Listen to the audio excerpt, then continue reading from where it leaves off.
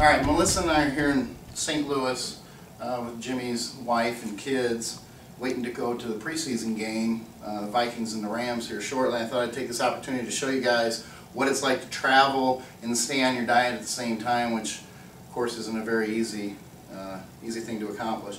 What I have here is, it's going to take some planning, some organization. It's kind of a pain in the ass, quite frankly, but if you want to stay with everything and not have the stress of trying to run your food down, missing meals 4 or 5 hours between meals, that sort of thing, it just has to be done this way. Myself, I packaged protein in little Ziploc bags before I left, of course with nuts, pre-measured, things like that. Put them here in this Tupperware so that they're easy to pack. Put them in my, it's not carry-on, when you check your baggage, with the clothes packed against it and everything else so that nothing happens to it. Once I got here, actually I go back, I take all my vitamins too and I put them individually for each meal.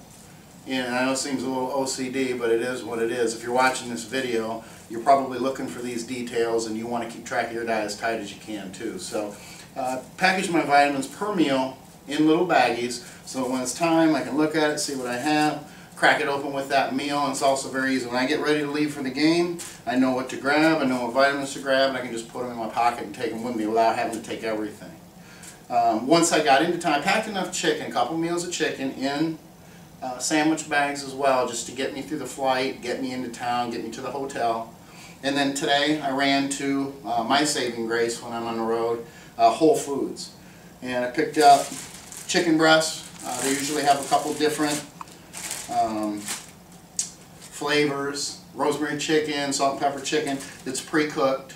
So all you have to do is get it, keep it cold, and of course there's usually a little refrigerator in a room that you can keep it cold. If you can't pack it in ice, you can always find ice, so that shouldn't be an issue.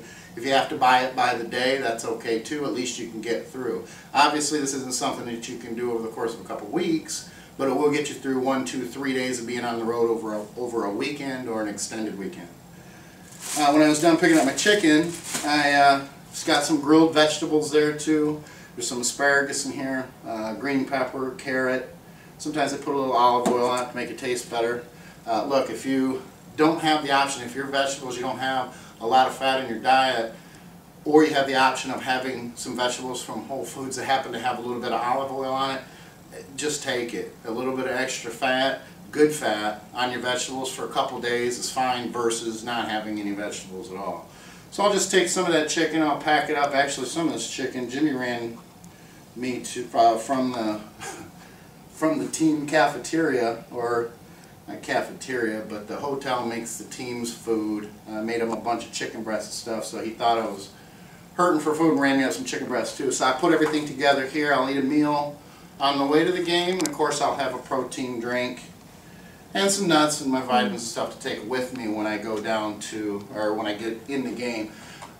Can't take my shaker, but I do bring one with me just so it's convenient for me to shake my protein drinks up. But I'll have to find some way to mix up my protein when I get into the game, because I'll have to take it in my pocket of my shorts. Like I said, it's just about planning, it's just about organization. And yeah, it's a pain in the ass, but it is what it is. And if you want to stay with your diet and travel and not have the stress of trying to get those meals together either at a restaurant or any other way, you know, you got to do what you got to do. Refeeding is a little harder. I do have some stuff here to give me a heads up for tomorrow. Everything from granola bars to, well, actually primarily granola bars here, because it's incredibly difficult to keep your foods on a refeed, high carbohydrate, low fat, by going to a restaurant and that sort of thing. So it's actually harder to refeed on the road, or maybe more stressful to get that variety of food, than it is to stay on your diet and keep it clean.